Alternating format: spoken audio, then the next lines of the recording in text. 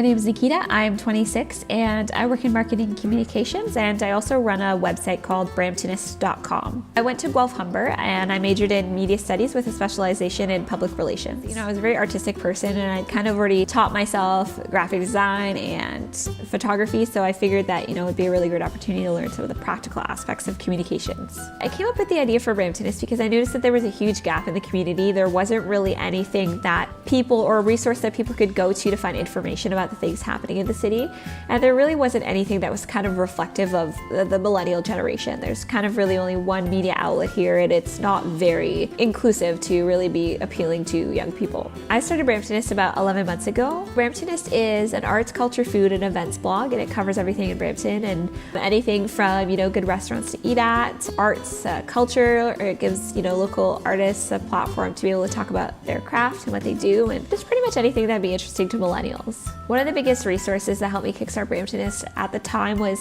this really great program that they had called Fuse, and it was run by the Brampton Board of Trade, and it basically gave young social entrepreneurs the opportunity to find a mentor and start a business. So what really inspired me the most to start Bramptonist was that I saw so many great restaurants in the city that just weren't getting the business that they wanted because people didn't know about them. I saw a lot of young artists and a lot of really cool, interesting young entrepreneurs who were doing really cool things, but they just didn't have a platform to talk about what they were doing. So that was really the inspiration and the motivation behind starting the website. I've had the opportunity to meet some really great young entrepreneurs and to go some really great places in Brampton. For example, Soulier Most Smokehouse is a really, really awesome business, and they struggled for a little while because they're in the downtown and they're kind of in a part that doesn't get very much foot traffic. So it was a really great opportunity to find out about them and be able to tell people about them and get people excited about going there. There's some really, really great little other businesses like Tea by Daniel. There are some interesting young artists.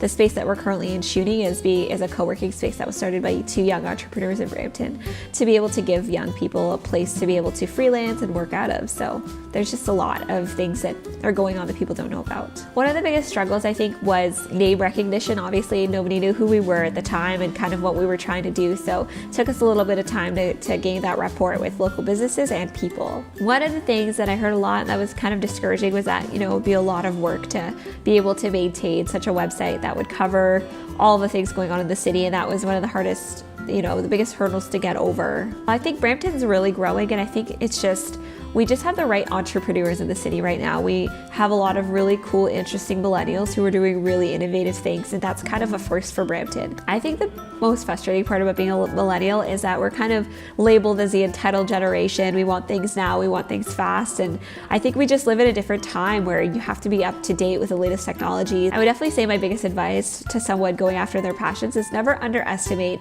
the ability for your passion to help you make a living too, as well as, you know, help you to live your dreams.